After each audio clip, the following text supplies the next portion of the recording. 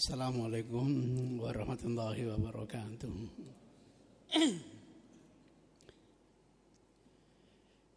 Innal hamdalillah nahmaduhu wa nasta'inuhu wa nastaghfiruh wa na'udzu billahi min shururi anfusina wa min sayyiati a'malina. May yahdihillahu fala mudilla lahu wa may yudlil fala hadiyalah. Wa nusalli wa nusallim ala rasulil karim wa ala alihi wa sahabatihi wa man ihtada bihadi ila yaumiddin, amma ba'du. Saya diminta untuk memaparkan tentang hadis salat berjamaah. Kalau kita hidup di Mekah pada zaman Rasul masih dakwah sirri dan dakwah jahri, nyaris kita belum bisa menikmati sholat berjamaah. Baru bisa itu kita harus naik gunung yang tinggi, kumpul di rumah Arqam, dikenal dengan Darul Arqam. Baru kita tidak diganggu dan kita punya bodyguard sehingga bisa kita menjalani untuk sholat berjamaah. Uji coba Rasul sholat sendiri di Masjidil Haram. Tokoh-tokoh kafir Quraisy itu kayak pimpa. Siapa yang berani meletakkan kotoran unta, uri unta di pundak Muhammad ketika dia sujud nanti. Dan berani-beraninya Abdullah bin Mu'aid, aku yang akan melakukannya. Dan benar. Begitu Rasulullah sujud, kotoran unta itu diletakkan di pundak Rasulullah sallallahu alaihi wasallam. Kondisi sangat memprihatinkan dan tampaknya sulit kita untuk melaksanakan sholat berjamaah. Alhamdulillah setelah peristiwa hijrah, suasana begitu kondusif, masyarakat mendukung, maka jangan kaget bermunculan hadis-hadis Rasul yang itu nanti dijadikan dalil terkait dengan pelaksanaan sholat berjamaah. Sehingga seluruh hadis sholat jamaah itu madaniyah. Turunnya, lahirnya pasca hijrah. Setelah kita pergi dari Makkah menuju Madinah. Kebiasaan saya menghimpun berapa sahabat yang terlibat di dalam periwayatan hadis tentang sholat jamaah. Maka mohon panjenengan nanti kalau pernah dengar kok belum dibahas hadis ini, mohon dipertanyakan. Karena yang kita cantumkan di sini hadis-hadis yang sahih. Adapun hadis yang dhaif, ngapain pakai hadis dhaif kalau sudah ditemukan hadis sahih. Misalnya ada hadis la sholata li jari masjid illa fi masjid. Tidak ada sholat bagi tetangga masjid kecuali harus melaksanakannya di masjid. Sayang hadis ini dhaifnya keterlaluan sehingga tidak saya cantumkan di dalam makalah ini. Saya temukan yang pertama kali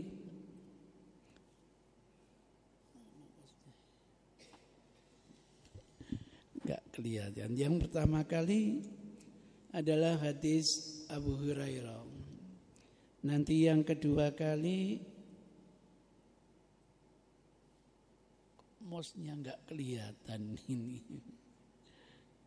Mos saya kok enggak kelihatan. Oh, ini dia. Adalah hadis Abu Hurairah juga. Nah, yang ketiga kali ada hadisnya Abdullah bin Mas'ud. Yang 4 ada hadisnya Ibnu Abbas. Yang kelima adanya hadisnya Malik bin Khuairis. Yang keenam ada hadisnya Abu Darda. Yang ketujuh ada hadisnya Mahmud bin Rabi'. Yang kedelapan ada hadisnya Abu Musa al-Asy'ari. Dan yang kesembilan hadisnya Ubay bin Ka'ab radhiyallahu taala anhum. Itu yang saya temukan, dan pasti masih ada yang belum saya temukan. Misalnya hadis yang pertama, Masya Allah kok nggak kelihatan. Hadisnya Abu Hurairah, anna Rasulullah sallallahu alaihi wasallam qala, bahwa Rasulullah bersabda, walladzi nafsi biyadi, demi yang jiwaku dalam genggaman tangannya. Tidak mungkin Rasul bersumpah seperti ini kecuali permasalahannya yang sangat serius. Laqad hamamtu, sungguh aku menginginkan, himma itu berkeinginan, an amura, untuk saya perintahkan, bihatobin, menghimpun kayu-kayu bakar, fayuhtoba, untuk bisa dinyalakan, untuk bisa membakar. Suma kemudian amura bisolat, saya perintahkan untuk melaksanakan sholat. Fayu'adzin laha, kemudian dikumandangkan azan untuknya, untuk sholat itu. Summa kemudian amura, aku perintahkan, rajulan, seseorang, ya ummun nasa, yang bertindak mengimami umat. Summa ukhalifu, dan aku akan berpaling, ila rijalin, menuju orang-orang, fa'ahraka, aku bakar, alaihim, atas mereka, buyutahum, rumah mereka, gara-gara mereka tidak hadir di dalam sholat apa? Jamaah. Ini warning yang luar biasa. Sehingga orang-orang munafik itu terpaksa pergi ke masjid. Bedanya kalau kita karena keikhlasan, mereka itu karena kesel gitu. Biar aman dari sanksi Rasulullah sallallahu alaihi wasallam. Walladzi nafsi biyadihi, demi yang jiwaku di tangannya. Lau ya'lamu ahadukum, sekiranya seorang kalian tahu, annahu, bahwasanya dia yajidu, akan mendapatkan arokon saminan, daging yang gemuk, yang empuk ya. Mungkin daging lulur dalam mungkin ya. Au mirmataini hasnataini, ini biasanya sukanya Rasul itu pahanya kambing itu, yang betul-betul bagus, yang betul-betul lezat. La sayyidal isa, tentu yang bersangkutan akan hadir untuk mengikuti jamaah sholat isya. Kalau tahu, karena pahalanya tidak ditunjukkan, malas. Itu ceritanya hadis yang pertama. Hadis yang kedua dari Abu Hurairah pada kasus yang lain. Ana atan nabiyya, mendatangi kepada Nabi sallallahu alaihi wasallam rajulun a'ma, orang yang buta. Ini bahasa Arab memang begitu. Kalau bahasa kita, orang buta menghadap kepada Rasul. Faqala, seraya berkata, ya Rasulullah, wahai Rasulullah, innahu, sesungguhnya, laisa li, aku ini tidak mempunyai qaid, orang yang menuntun, guide. Ini orang buta, mestinya kayak kentrung itu dituntun, enggak punya. Yaquduni ilal masjid, yang menuntun saya pergi menuju masjid. Alasannya buta.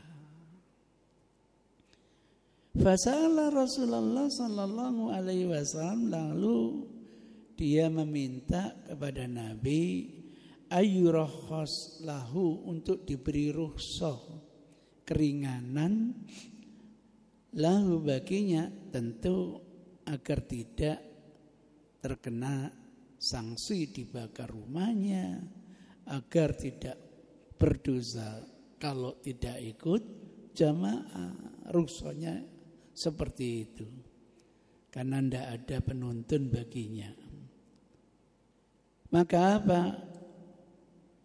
Fayusalliya ila baitihi, cukup orang buta ini bisa sholat di rumahnya sendiri, tidak pergi ke masjid. Farakhasalahu, maka Rasul memberi rukhsah. Maklum, orang buta tidak punya pemandu, tidak punya guide, jangan-jangan rumahnya jauh gitu. Apalagi kalau kita hidup sama Rasul, Madinah ini hutan belantara.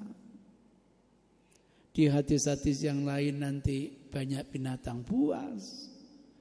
Wabil khusus akrab, kalau jengking kau gede-gede.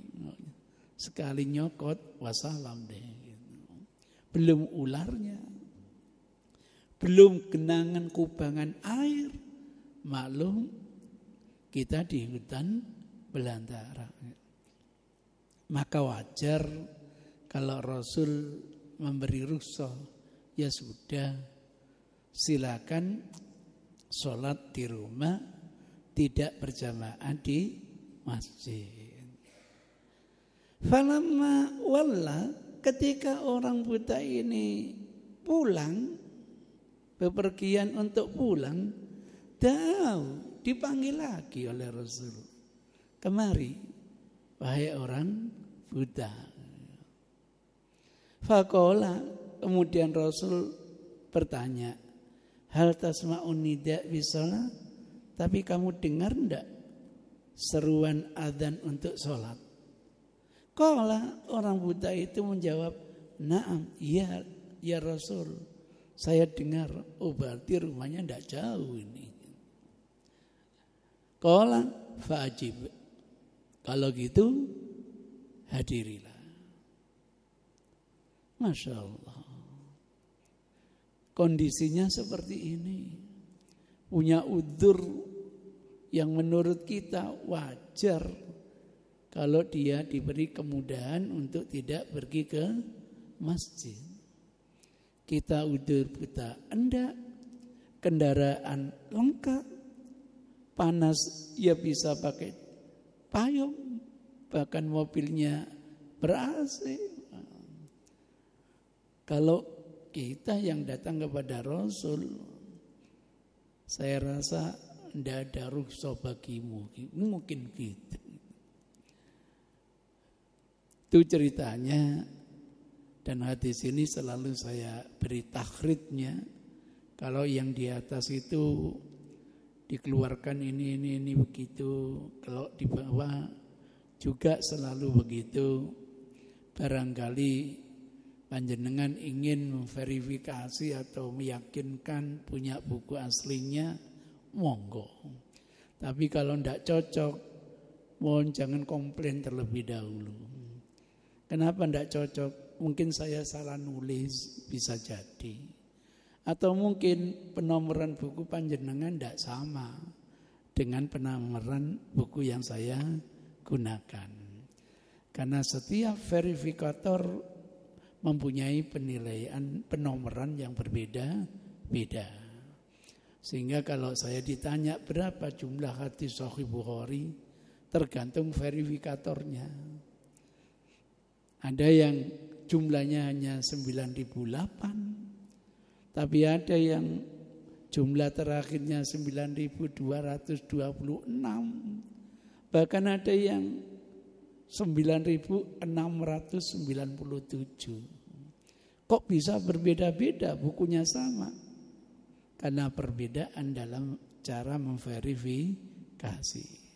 Kadang satu hadis punya 2 sanad, 3 sanad, ada yang menghitung 1, ada yang menghitung 2 atau 3. Kadang hadis itu mu'allaq, dinilai ada nomornya, yang lain tidak memberi nomor. Macam-macam cara memverifikasi sebuah buku, karena Imam Bukhari sendiri tidak pernah memberi penomoran terhadap bukunya sendiri. Kira-kira begitu. Bisa dibayangkan sekarang ada orang udzur menurut kita, udzur syar'i, gara-gara masih mendengar suara adzan supaya hadir ke masjid. Tuh hadis-hadisnya cukup banyak. Adapun ayat untuk pelengkapannya, misalnya innama ya'muru masajid. Siapa lagi yang akan memakmurkan masjid ini kalau bukan kita semua? Kemudian ada ayat yang lain yang paling menggigit adalah yang terakhir, warka'u ma'ar-raki'in. Rukuklah bersama teman-temanmu yang sedang rukuk ini. Tapi jangan dipelintir, merokoklah bersama temanmu yang sedang merokok.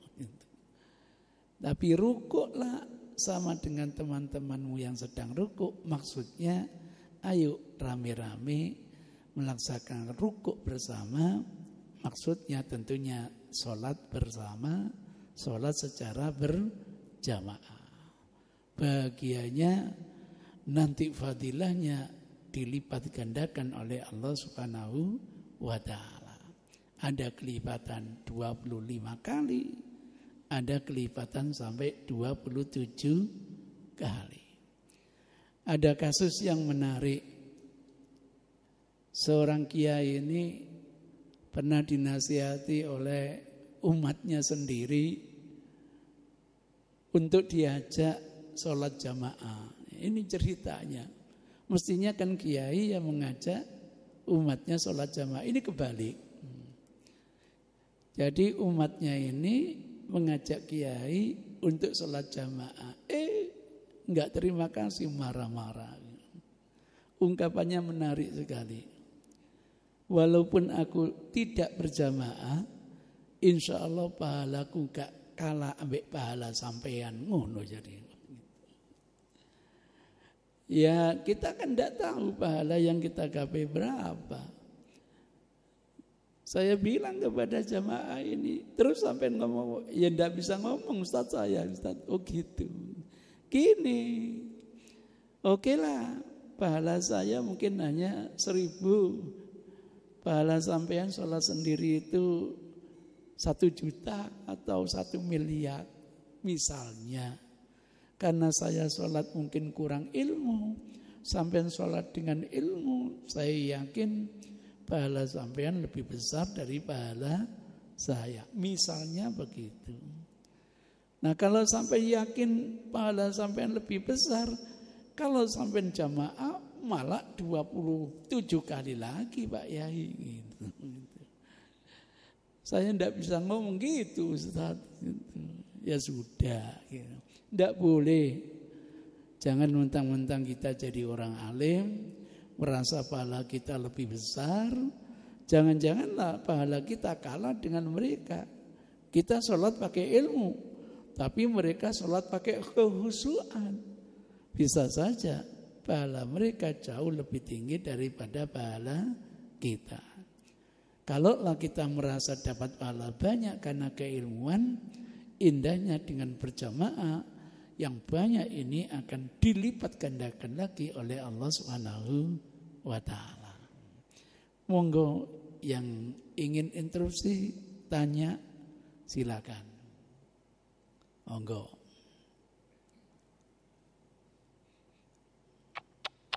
Kami persilakan bagi yang ingin bertanya mengenai sholat ini, atau boleh bertanya apa saja, Ustaz? Boleh.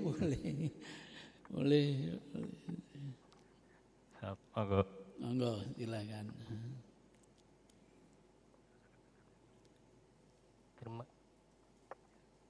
Terima kasih. Assalamualaikum warahmatullahi wabarakatuh. Waalaikumsalam warahmatullahi wabarakatuh. Pak Ustadz Zainuddin, yang saya tanyakan terkait sholat berjamaah ini, apakah sholat berjamaah yang tepat waktu, Pak Ustadz? Kadang-kala kita di jalan sehingga tidak sampai waktunya saat sholat adzan dikumandangkan. Begitu Ustaz. Terima kasih. Assalamualaikum warahmatullahi wabarakatuh. Waalaikumsalam warahmatullahi wabarakatuh. Memang garis besarnya itu sebaik-baik sholat dikerjakan di awal waktu. Dan ada kabar gembira kok dari Rasul sendiri, man adraka rok'atan faqad adraka sholat. Misalnya durasi duhur ini katakanlah kasar-kasarannya misalnya jam 12 sampai jam 3 misalnya. Indah kalau kita bisa berjamaah jam 12-nya, yakni di awal waktu. Tapi Rasul menjanjikan kita sholat duhur berjamaah misalnya mendekati jam 3. Begitu kita sholat 1 rakaat, manjing waktu asar, sah sholat kita. Ya mungkin pahalanya tidak sebanyak kalau kita melaksanakan di awal waktu. Oleh itu ulama mencoba mengklasifikasikan waktu sholat itu, karena durasi sholat cukup panjang. Pertama adalah waktu fadilah, sebagaimana yang disabdakan oleh Rasul, sebaik-baik sholat dikerjakan di awal waktu. Yang kedua adalah waktu ibadah, boleh-boleh saja. Mungkin pekerjaan belum tuntas dan sebagainya, rapat belum tuntas dan sebagainya, monggo di waktu ibadah. Yang terakhir ini waktu karoha, makruh. Kenapa? Mungkin gara-gara terdesak habis waktu, membuat kita kurang nikmat, kurang khusyuk dan sebagainya. Pada prinsipnya semua itu waktu untuk sholat sebagaimana yang difirmankan Allah, inna sholata kanat 'alal mu'minina kitaban mauquta. Sudah ditentukan. Malaikat Jibril 2 kali sholat. Sholat yang pertama awal waktu atau manjing. Sholat yang kedua akhir daripada batas waktu sholat. Untuk sholat isya memang ada nas khusus. Sebaik-baik sholat isya itu supaya diakhirkan. Ada nas khususnya. Itu sebabnya Umar bin Khattab membiasakan pelaksanaannya justru di sepertiga terakhir dari sholat malam. Itu ceritanya. Jadi bergantung kepada kebutuhan. Kadang-kadang di bangku kuliah kita masih harus melanjutkan kuliah. Baru setelah selesai kita sholat jamaah misalnya, tidak ada masalah. Itu karena masih dalam waktu yang ditentukan oleh Allah. Kapan Bapak Ibu kita ibadat ini tidak orientasi pahala, tapi orientasi kecintaan kepada Allah Subhanahu wa Ta'ala. Urusan pahala insya Allah Allah yang lebih paham. Kenapa kita terlambat? Karena kita punya udzur dan lain sebagainya. Di beberapa masjid habis maghrib ada pengajian, itu kadang-kadang sampai jam 8, setengah 8 tergantung kebutuhan. Isaknya ditunda. Jadi tidak manjingnya, tapi setelah selesai pengajian. Jadi itu masuk rambu-rambu kebolehan yang diajarkan oleh Rasulullah. Urusan mana yang lebih baik ya tentu bergantung, karena ada uzur, mudah-mudahan tidak mengurangi pahala yang dijanjikan oleh Allah Subhanahu wa taala. Misalnya begitu, Pak. Memang kita upayakan kapan kita melaksanakan di awal waktu. Wallahu a'lam. Ada lagi mungkin? Yang lainnya? Kalau tidak ada saya tanya sendiri nanti. Monggo, silakan. Agak maju aja Mas. Monggo, silakan.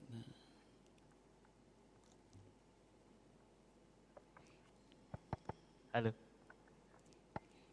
Assalamualaikum warahmatullahi wabarakatuh. Waalaikumsalam. Ustaz, izin bertanya terkait sholat jamaah.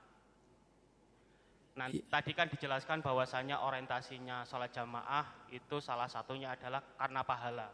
Nggih. Tapi kalau sama itu dibalik gimana? Jadi orientasinya sholat jamaah itu karena tidak pede. Tidak apa, Pak? Tidak pede. Apa itu maksudnya? Tidak pede untuk sholatnya diterima. Soalnya kan biasanya kita sholat mikirin apa, jemuran atau mikirin uang kayak gitu. Iya. Tapi kan ada salah satu pendapat yang menyebutkan bahwasanya kalau itu ada dalam satu sholat jamaah itu insya Allah itu ada satu orang yang akan diterima sholatnya dan itu akan mempengaruhi semuanya. Itu bagaimana? Terima kasih. Saya kok belum pernah dapat tuntunan seperti itu ya, gitu. Saya teringat mendengarkan seorang mubalik, sholat jamaah itu seperti wisata gitu. Bagaimana gambaran wisata? Satu, niatnya harus sama. Ini disampaikan di Watu Kosek.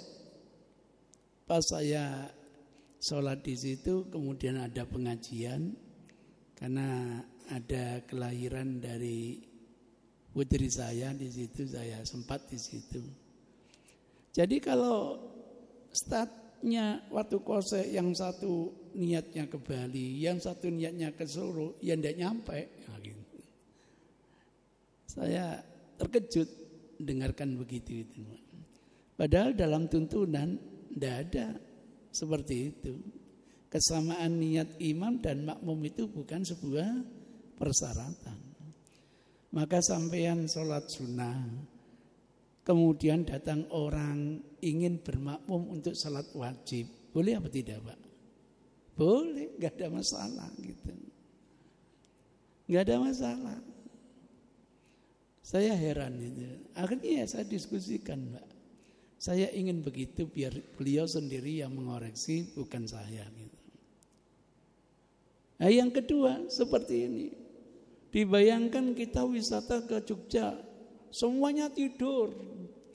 Hanya supirnya tok yang melek. Insya Allah semuanya sampai ke Jogja. Kok begitu analoginya gitu? Padahal kalau kita hidup bersama Rasul, imamnya Rasul, yakin kita diterima ya Pak ya. Orang munafik tidak akan nyampe Pak gitu. Jadi jangan punya pemikiran gara-gara Rasul diterima, semuanya akan apa? Diterima. Itu tergantung kepada individunya. Itu ceritanya. Jadi kalau masalah pede, ya harus pede walaupun sholat sendiri misalnya gitu. Permasalahan diterima atau tidak itu urusan Allah. Yang penting kita menjalankan ketaatan, diupayakan sesuai dengan standarisasi. Insya Allah kita harus pede. Kita harus betul-betul mendapatkan pahala dari Allah. Cuma berapanya kita tidak tahu. Jadi begitu, jangan seperti orang sufi. Orang sufi itu doanya bagus. Ya Allah, kalau saya sholat ini hanya mengharapkan pahalamu, hanya mengharapkan surgamu, jangan engkau masukkan aku ke dalam surgamu. Kan nemen itu. Gitu. Gak dilebokno temenan, ketun sampean nanti. Enggak, Allah yang menjanjikan beramal soleh akan dapat pahala. Kalau ditanya kenapa tidak mengharapkan pahala surga, itu katanya pamrih menurut mereka. Enggak. Allah sendiri yang menjanjikan masalakakum sakor qalu lam nakum minal musallin. Maka orang yang sholat mudah-mudahan tidak masuk ke dalam neraka sakor. Harus yakin begitu. Dene nanti nggak diterima, yang penting saya sudah berbuat ikhtiar dengan kemampuan saya. Ya Allah, kalau masih keliru, mudah-mudahan masih dapat satu pahala. Yakini seperti itu. Kalau benar, siapa tahu kita dapat 2 pahala. Jadi jangan sampai saya jamaah karena pede, walaupun saya nggak terima satu, terima semua, ya nggak bisa. Karena ada yang datang ke sini ini, mohon maaf, nawaitunya bukan sholat jamaah, nawaitunya ganti sandal ya Pak, gitu. Atau ganti sepatu, atau mungkin ya ganti sepeda motor mungkin Pak, gitu. Allahu a'lam, itu bukan urusan kita. Jadi begitu kira-kira. Saya khawatir pertanyaan ini terinspirasi dengan mubalek tadi itu Pak. Jadi diibaratkan sholat jamaah itu satu benar, semuanya jadi apa? Benar. Ada kasus yang menarik. Umar bin Khattab sebagai khalifah datang ke masjid bermakmum kepada orang yang notabene ahli bid'ah. Dan dikenal bid'ahnya itu. Sehingga ketika dikonfirmasikan kepada Umar, kok panjenengan bermakmum kepada pelaku bid'ah? Jawabannya sederhana. Bagi kita adalah pahala jamaahnya. Urusan dia bid'ah itu urusan dia dengan Tuhannya, urusan kita dengan Allah. Jadi tidak ada kaitannya Pak. Jadi siapapun layak untuk dijadikan imam. Tidak harus niatnya imam sama dengan makmum.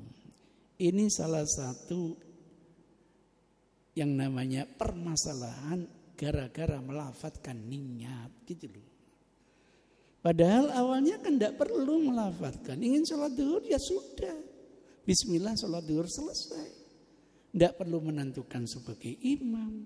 Tidak perlu menentukan sebagai makmum. Tidak perlu menentukan adaan, qadaan, mustaqbilal qiblah. Apalagi jumlah rakaatnya tidak perlu. Sehingga nanti kalau imam kita batal, siapa yang menggantikan? Ya di belakangnya itu. Ya karena niatnya makmum. Jawil koncono niatku makmum bro. Oh naik, aku yo makmum hari ini. Asopo sing ganteni gitu. Itu kendala. Jadi karena melafadzkan itu rekayasa pemikiran, insya Allah baik satu sisi, bermasalah pada sisi yang lain. Itu kehebatan ilmu manusia selalu seperti itu. Andaikan baik, nilainya nisbi. Lain dengan wahyu, kebenarannya mutlak. Di antara kebaikannya, mungkin biar kita lebih mantap di dalam menjalankan amalan, bisa saja seperti itu. Dan setahu saya melafadzkan ini usul daripada Syekh Muhyiddin An-Nawawi, berarti kira-kira setelah 600 tahun wafatnya Rasulullah Sallallahu Alaihi Wasallam. Kalau panjenengan membaca buku Riyadhus Shalihin, di bab niat itu ada usul dalam sholat itu supaya menghadirkan gitu loh. Menghadirkan amalan-amalan sholatnya kan begitu. Nah usulan berlian itu diaplikasikan oleh At-Tamimi dengan jutlaknya. Menghadirkan sholat duhur begini, menghadirkan niat sholat asar begini. Sayangnya belum ada jutlak menghadirkan sholat gerhana. Sehingga banyak teman-teman yang tidak sholat gerhana alasannya belum hafal niatnya gitu. Saya karena dimui sering gojlok-gojlokan. melafatkan sholat gerhana itu piye? Pak Yai balas bertanya, sholat gerhana itu bahasa Arabnya apa ya? Masya Allah gitu. Ini Pak Yai nyandani santrinya gitu. Kalau gerhana bulan kan khusufus qamar. Kalau gerhana matahari kusufus sam. Oh iya. Usolli sunnata kusufu samsi meneng nih. Besok lanjutkan. Kenapa? Enggak ada cutraknya katanya. Padahal harus diterangkan ada 4 kali ruku, 4 kali i'tidal. Yo pojarani. Ya karena niatnya ndak hafal. Diundang sholat gerhana gak teko. Sebab kata Pak Yai kalau niatnya keliru amalannya batal. Timbangan ini beramal batal mendingan ke amal gitu. Itu ceritanya. Itu salah satu indikator bagaimana kalau amalan itu direkayasa oleh pemikiran. Kira-kira begitu Pak jawabannya. Jadi ternyata setelah saya tanya itu adalah inspirasi dia sendiri, bukan karena hadis Rasulullah Sallallahu Alaihi Wasallam. Kalau dalam hadis, walaupun kita berjamaah dengan Rasul, tidak mungkin orang-orang munafik yang datang ini sholatnya sah, karena dia tidak punya keikhlasan, tidak punya ketauhidan. Syarat amalan sampai kepada Allah 2, 1 amal soleh, yang kedua tidak menyekutukan Allah saat menjalani ibadat. Mereka hanya cari keuntungan dunia, mungkin biar tidak dibakar rumahnya, mungkin biar dianggap orang muslim sejati. Saya tidak nyindir yang banyak foto di jalan-jalan itu loh, Pak. Mohon maaf gitu. Ada lagi? Satu lagi boleh? Monggo silakan. Ya, terkait keberkahan sholat jamaah.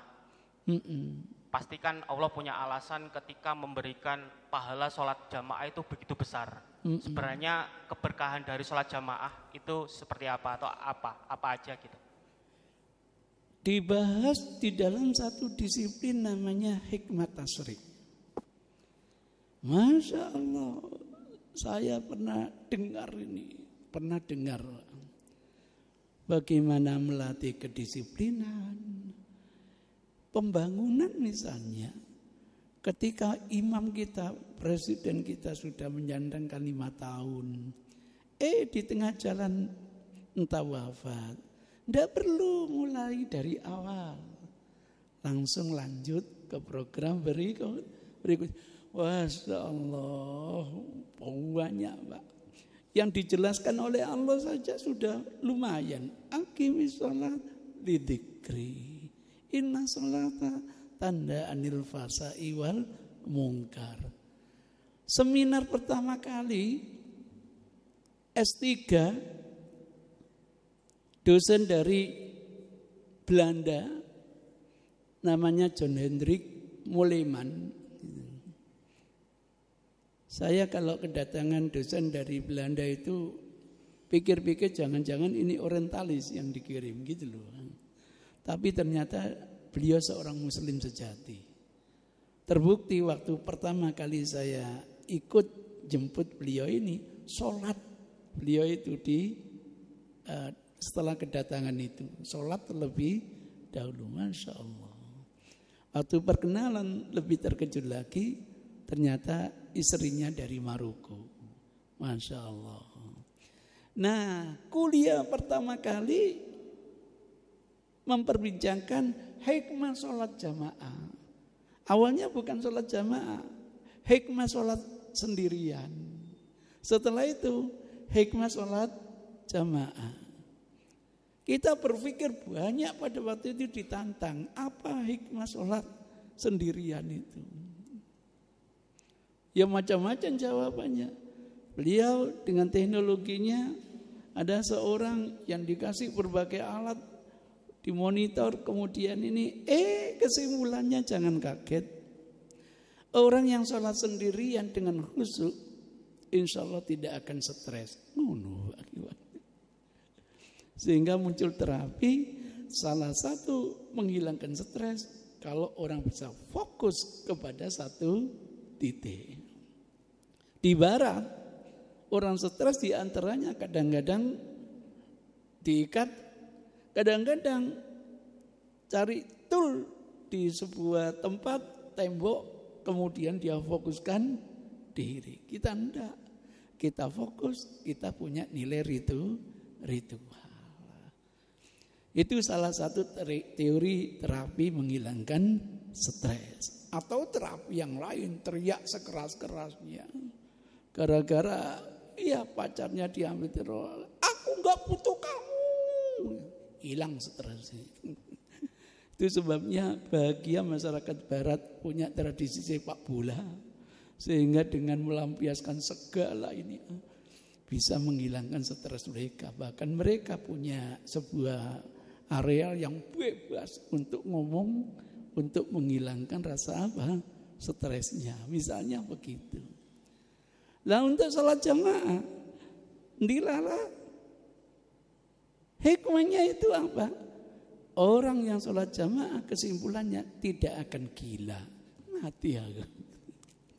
Analisanya sederhana. Orang sholat berjamaah itu merasa punya teman.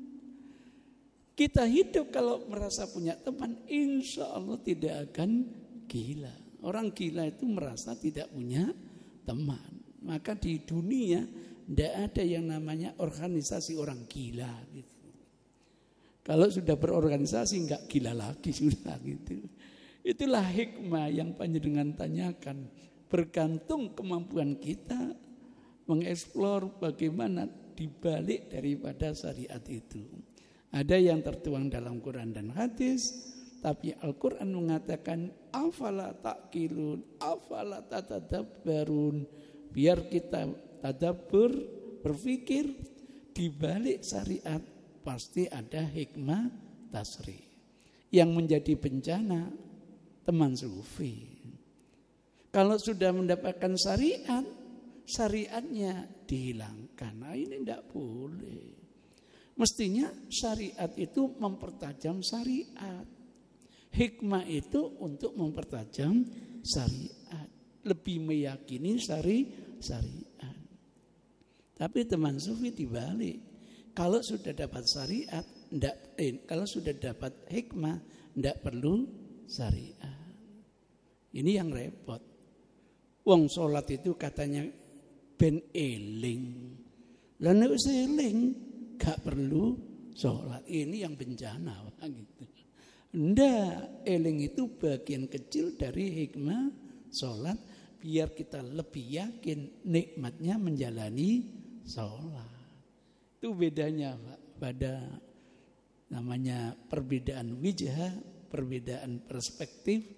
Sehingga sering kita tidak ketemu dalam menyimpulkan segala permasalahan. Kira-kira begitu.